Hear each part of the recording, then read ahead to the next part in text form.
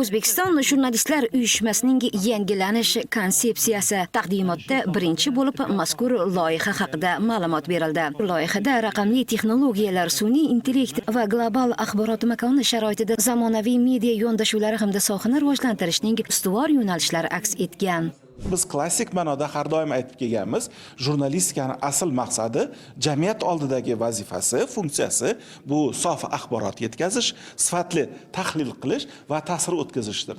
Lekin afsuski biz bu funksiyalarni qoyilmaqom bajara olmayotgan paytlarimiz bo'lyapti. Demak, biz to'xtab qolishimiz kerak emas.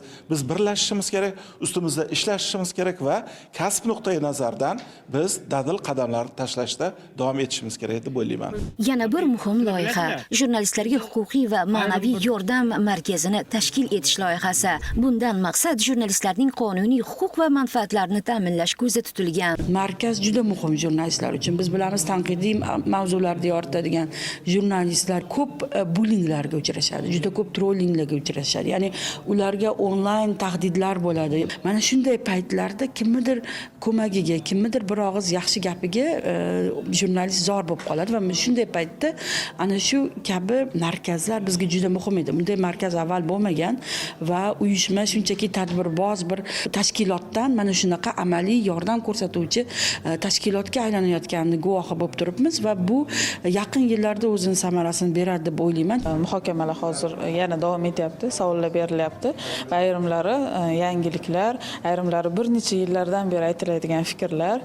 Shaxsan o'zim uchun nisbatan qiziq bo'lganlari o'sha uyushma faoliyatini qaytadan ko'rib chiqish, raqamli platformalar, jurnalistlarga, blogerlarga yordam beradigan raqamli platformalar tashkil etish masalalari aytilyapti. Bilasizmi, bitta taqdimotda baho berish juda ham qiyin hali. Bular qay darajada o'zini oqlaydi yoki yo'q. Bu ishlar qisqa muddatli, o'rta muddatli va uzoq muddatli 3 ta kategoriyaga bo'linib amalga oshiriladi. Qisqa muddatlisini bahosini ko'rishimiz uchun ham 1 yil vaqt kerak. Shuningdek, O'zbekiston Jurnalistlar uyushmasining etika komissiyasini va blogerlar kengashini tashkil etish loyihasi taqdimot qilindi. Bugun jamiyatimiz rivoji uchun to'siq bo'layotgan muammolar, korrupsiya va boshqa dolzarb masalalarda hatto ba'zi jurnalistlarning jur'ati yetmayotgan bir vaqtda blogerlar bu illatlarni haj yo'li bilan jamoatchilikka olib chiqmoqda. Ona, shashlikka ertaga boray. Nima qilasiz? Ertaga bittasi pora beraman degandi. Shuni olamanmi deyman-da?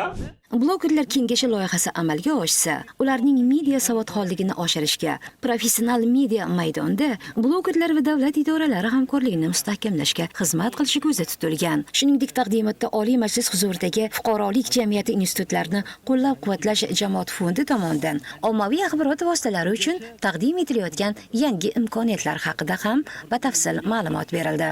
Jurnalistlar ijodiy uyushmasi tomonidan ilgari surilayotgan bu kabi tashabbus va g'oyalarni amalga oshirish uchun katta resursi, mehnat va mablag' kerak bo'ladi.